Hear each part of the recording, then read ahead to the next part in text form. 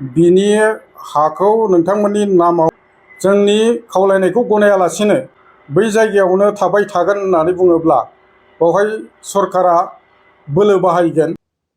दाखालै चिराङाव मा जामारनायमोन रायजोफोर इभिक्सन माबि जों नुदों, गोबां भाइराल जायाखैबो जानो हागौ बा गोबाङा नुदोंबो जानो हागौ। बिनि गेजेरावनो दिनैहाय चिरां जिल्लानि बर' DFO, जायखौ जों गोबाङा मिथिया, रेन्जारफोरनिबो गोजौसिनाव DFO कनुज बसुमतारी बिथाङा मा फोरमायदों जाथायनि सायाव जों एसे खोनासंनानै लानि। सरि दय आं कनुजसो होनफ्लांदों, कनजु बिथां सार बा DFOनिफ्राय।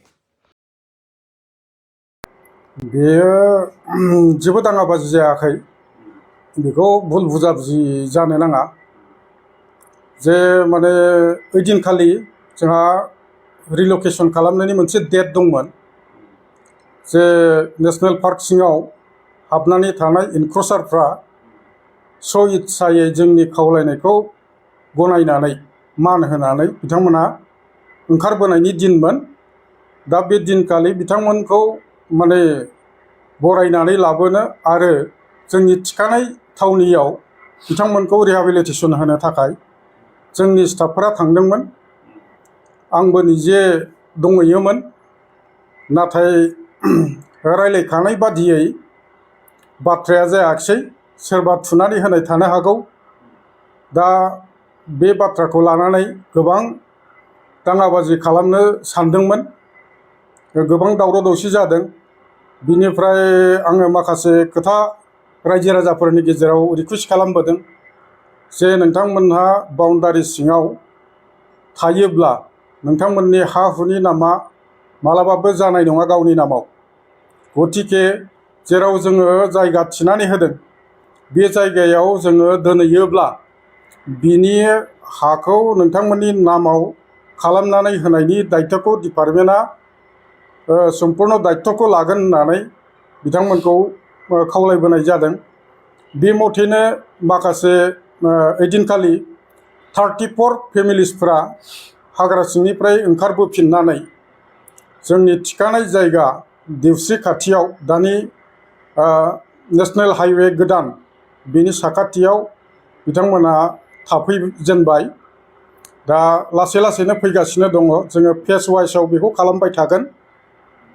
दा ओंखायनो जोङो गासैबो रायजो राजाफोरखौ रावखौबो बासियालासिनो जोङो गासैबो ओंखारबोनानै बे सनानि सुजुग बिथांमोननि थाखाय बुंनो थाङोब्ला बियो बे सनानि सुजुगखौ बिथांमोनहा लानांगौ जे जोंनि मानसिया रिलकेट खालामनाय थिखानाय जायगायाव फैनानै थाफैयोब्ला जोङो बिथांमोननि नामाव थाबैनो हाखौ बानायनानै होगोन। नाथाय जोंनि खावलायनायखौ गनायालासिनो जुदि बिथांमोनहा अख्रायै बै जायगायावनो थाबाय थागोन होननानै बुङोब्ला बेवहाय सरकारा बोलो बाहायगोन। दा बोलो बाहायोब्ला आननेसेसारि माने इभिक्सन ड्राइभ जागोन। बेवहाय गोबां माने जाथावै जाथायफ्राबो जानो हागौ, बुंथावै बाथ्राफ्राबो ओंखारनो हागौ। दा गतिके जोङो उइथ डिगनिटि बिथांमोनखौ दा सन्मान सहकारे जोङो मोजां जायगायाव रिप्लेस खालामनो नागिरदों आरो बिथांमोना बे खाबुखौ लानांगौ होननानै जोङो खावलायहरो। बे टाइमा माने डेडलाइन जेबो गैया। जोङो जेब्लानो बिथांमोनहा गोसो जानानै फैयो अब्लानो जोङो दरजाखौ माने खुलायै दोनदों। बिथांमोनहा फैनो हागोन, रायलायफैनो हागोन आरो जायगाखौबो गावनि माने पसन्द जानाय जायगाखौ बासिनानैबो लानो हागोन। जों अपसनखौ खुला दोनदों। जाय सुबुङा माने एसे एनै बेफार बानिज्य बा बिजनेस एरिया जायगायाव थानो सानदों बिथांमोननि थाखाय जोङो जायगा थिग खालामदों। आरो जाय बिथांमोनहा माने गायनानै फुनानै जानो, आबाद मावनानै जानो गोसो बिथांमोननि थाखाय गुबुन जायगायाव जोङो थिनानै दोनदों। बे मोननै अपसनखौ जोङो खुला दोनदों। बिथांमोनहा फैनानै बासिनानै माने गावबागाव डिसिसनखौ लानो हागोन। बे बाथ्राया जाहैबाय जेब्ला आङो बिथांमोनखौ बुजायनानै सोरां बाजारनिफ्राय बुजायनानै ओंखारबोफिनो अब्ला आंजों आंनि स्टाफफोरा टिम मोनसे दंफायोमोन। जों ओंखारबोब्ला जोंनि गारिखौ बिसोरो लामा हगारा आरो बै माने एसे गोजानावहाय सासे मानसि दंमोन। बेखौ बिथांमोना सन्देह खालामदों जे डिपार्टमेन्टजों बियो लोगो, बेनो माने डिपार्टमेन्टनो गासिबो माबाखौ खोन्थाहैजोबो। डिपार्टमेन्टजों लोगो नांनानै जोंखौ माने हाखराव गब्रायहोनो नागिरदों बा मिसलिड खालामनो नागिरदों, बेबादि बिथांनि सायाव बांसावनाय सोरबा खालामदों। दा बेनिखायनो आइजोफ्रा बे खोथाखौ लानानै आबेगिक जानानै एक्साइटेड जानानै बिथांखौ गाग्लोबनो थाखाय ज' फैदोंमोन। आङो बेखौ माने आन्दाज मोनदों, ओंखायनो थाबैनो आंनि स्टाफफोरखौ माने बिथांमोनखौ गाग्लोबबायानोमोन बे सुबुंखौ। दा बे सुबुंखौ बे गाग्लोबनायनिफ्राय आंनि स्टाफफोरखौ थोननानै रैखाथि होनानै बिथांखौ सेफ जायगायाव लानानै फैनाय जादों। बे नारा नाथा जानाय समाव माने बिथांखौ बासायनानै लाबोनाय समाव हयथ' एसे माने आघातबो जालायदों खोमा, बेखौ जों बुंनो हालिया। दा गावनि गेजेराव बेबादि भुल बुजाबुजि जानो नाङा। बेबादि एक्साइटेड माने माइन्डजों खुनु समस्या समाधान जाया। मोजाङै सिन्था खालामनांगौ आरो दानि जानाखि जों सुबिदा होदों डिपार्टमेन्टआ, बे सुबिदाखौ लानाया जोंनि सुबुंफोरनि थाखाय गाहाम जागोन होननानै आं सानो। नेसनेल पार्कनि खामानिया जाबायानो होननानै बुंनो हायो। जों बेखौ थाबैनो जोंनि नेसनेल पार्कनि जानाखि इन्ट्रेन्स गेट, बेखौ जोङो थाबैनो सेरेमनियेल जानाखि इनगुरेसन, बेखौ जोङो खालामनो थांगासिनो दङ। दा जोङो बेखौ मेकशिफ्ट माने डेक'रेटेड मोनसे मेकशिफ्ट गेट बानायनो थाखाय जोङो प्लेन एन्ड एस्टिमेट बानायदों आरो बेखौ जोङो थाबैनो साबमिट खालामगोन। फान्डआ सेंसन जानाय लोगो लोगो बियो मावजानाय जागोन आरो कमप्लिट जानाय लोगो लोगो उइथिन मार्च जोङो माने आसामनि गिबि मन्त्रि बिथां आरो बिटिआरनि चिफ मानगेजेर प्रमद बर' सार बिथांखौ आरो जोंनि फरेस्ट डिपार्टमेन्टनि गोजौ बिफानारि गोबां डिगनिटारिसफोरखौ जोङो लिंहरनानै जोङो बेखौ गाजा गोमजायै बेखेवनायनि थाखाय हाबाफारि लागोन होननानै जोङो दिनै फोसावहरनो सानो। बेयो जेबो दाङाबाजि जायाखै, बेखौ भुल बुजाबुजि जानो नाङा।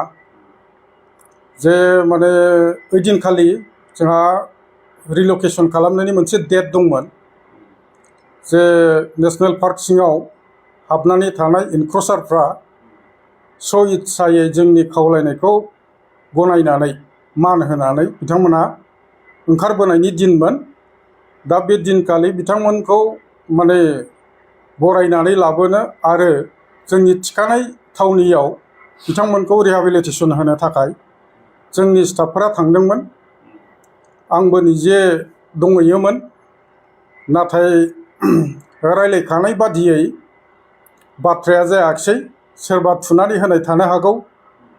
दा बे बाथ्राखौ लानानै गोबां दाङाबाजि खालामनो सानदोंमोन, गोबां दावराव दावसि जादों। बिनिफ्राय आङो माखासे खोथा रायजो राजाफोरनि गेजेराव रिकुवेस्ट खालामबोदों जे नोंथांमोनहा बाउन्डारि सिङाव थायोब्ला नोंथांमोननि हा हुनि नामा मालाबाबो जानाय नङा गावनि नामाव। गतिके जेराव जोङो जायगा थिनानै होदों, बे जायगायाव जोङो दोनहैयोब्ला बिनि हाखौ नोंथांमोननि नामाव खालामनानै होनायनि दायथ'खौ डिपार्टमेन्टआ सम्पुर्ण दायथ'खौ लागोन होननानै बिथांमोनखौ खावलायबोनाय जादों। बे मथेनो माखासे ओइदिनखालि 34 फेमिलिसफ्रा हाग्रा सिंनिफ्राय ओंखारबोफिननानै जोंनि थिखानाय जायगा देवस्रि खाथियाव, दानि नेसनेल हाइवे गोदान बेनि साखाथियाव बिथांमोना थाफैजेनबाय। दा लासै लासैनो फैगासिनो दङ। जोङो फेस वाइसआव बेखौ खालामबाय थागोन।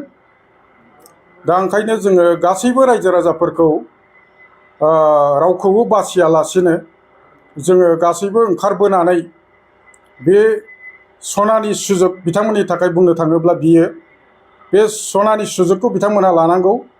जे जोंनि मानसिया रिलकेट खालामनाय थिखानाय जायगायाव फैनानै थाफैयोब्ला जोङो बिथांमोननि नामाव थाबैनो हाखौ बानायनानै होगोन। नाथाय जोंनि खावलायनायखौ गनायालासिनो जुदि बिथांमोना अख्रायै बै जायगायावनो थाबाय थागोन होननानै बुङोब्ला बेवहाय सरकारा बोलो बाहायगोन। दा बोलो बाहायोब्ला आननेसेसारि माने इभिक्सन ड्राइभ जागोन। बेवहाय गोबां माने जाथावै जाथायफ्राबो जानो हागौ, बुंथावै बाथ्राफ्राबो ओंखारनो हागौ। दा गतिके जोङो उइथ डिगनिटि बिथांमोनखौ दा सन्मान सहकारे जोङो मोजां जायगायाव रिप्लेस खालामनो नागिरदों आरो बिथांमोना बे खाबुखौ लानांगौ होननानै जोङो खावलायहरो। बे टाइमा माने डेडलाइन जेबो गैया। जोङो जेब्लानो बिथांमोनहा गोसो जानानै फैयो अब्लानो जोङो दरजाखौ माने खुलायै दोनदों। बिथांमोनहा फैनो हागोन, रायज्लायफैनो हागोन आरो जायगाखौबो माने पसन्द जानाय जायगाखौ बासिनानैबो लानो हागोन। जों अपसनखौ खुला दोनदों। जाय सुबुङा माने एसे एनै बेफार बानिज्य बा बिजनेस एरिया जायगायाव थानो सानदों बिथांमोननि थाखाय जोङो जायगा थिग खालामदों। आरो जाय बिथांमोनहा माने गायनानै फुनानै जानो, आबाद मावनानै जानो गोसो बिथांमोननि थाखाय गुबुन जायगायाव जोङो थिनानै दोनदों। बे मोननै अपसनखौ जोङो खुला दोनदों। बिथांमोनहा फैनानै बासिनानै माने गावबागाव डिसिसनखौ लानो हागोन। बे बाथ्राया जाहैबाय जेब्ला आङो बिथांमोनखौ बुजायनानै चिरां बाजारनिफ्राय बुजायनानै ओंखारबोफिनो अब्ला आंनि स्टाफफोरा टिम मोनसे दंफायोमोन। जों ओंखारबोब्ला जोंनि गारिखौ बिसोरो लामा हगारा आरो बै माने एसे गोजानावहाय सासे मानसि दंमोन। बेखौ बिथांमोना सन्देह खालामदों जे डिपार्टमेन्टजों बियो लोगो, बेनो माने डिपार्टमेन्टनो गासिबो माबाखौ खोन्थाहैजोबो। डिपार्टमेन्टजों लोगो नांनानै जोंखौ माने हाखराव गब्रायहोनो नागिरदों बा मिसलिड खालामनो नागिरदों, बेबादि बिथांनि सायाव बांसावनाय सोरबा खालामदों। दा बेनिखायनो आइजोफ्रा बे खोथाखौ लानानै आबेगिक जानानै, एक्साइटेड जानानै बिथांखौ गाग्लोबनो थाखाय ज' फैदोंमोन। आङो बेखौ माने आन्दाज मोनदों। ओंखायनो थाबैनो आंनि स्टाफफोरखौ माने बिथांमोनखौ गाग्लोबबायानोमोन बे सुबुंखौ। दा बे सुबुंखौ बे गाग्लोबनायनिफ्राय आंनि स्टाफफोरखौ थोननानै रैखाथि होनानै बिथांखौ सेफ जायगायाव लानानै फैनाय जादों। बे नारा-नाथा जानाय समाव माने बिथांखौ बासायनानै लाबोनाय समाव हयथ' एसे माने आघातबो जालायदों खोमा, बेखौ जों बुंनो हालिया। दा गावनि गेजेराव बेबादि भुल बुजा-बुजि जानो नाङा। बेबादि एक्साइटेड माने माइन्डजों खुनु समस्या समाधान जाया। मोजाङै सिन्था खालामनांगौ आरो दानि जानाखि जों सुबिदा होदों डिपार्टमेन्टआ, बे सुबिदाखौ लानाया जोंनि सुबुंफोरनि थाखाय गाहाम जागोन होननानै आं सानो। नेसनेल पार्कनि खामानिया जाबायानो होननानै बुंनो हायो। जों बेखौ थाबैनो जोंनि नेसनेल पार्कनि जानाखि एन्ट्रेन्स गेट बेखौ जोङो थाबैनो सेरेमनियेल जानाखि इनगुरेसन बेखौ जोङो खालामनो थांगासिनो दङ। दा जोङो बेखौ मेकशिफ्ट माने डेक'रेटेड मोनसे मेकशिफ्ट गेट बानायनो थाखाय जोङो प्लेन एन्ड एस्टिमेट बानायदों आरो बेखौ जोङो थाबैनो साबमिट खालामगोन।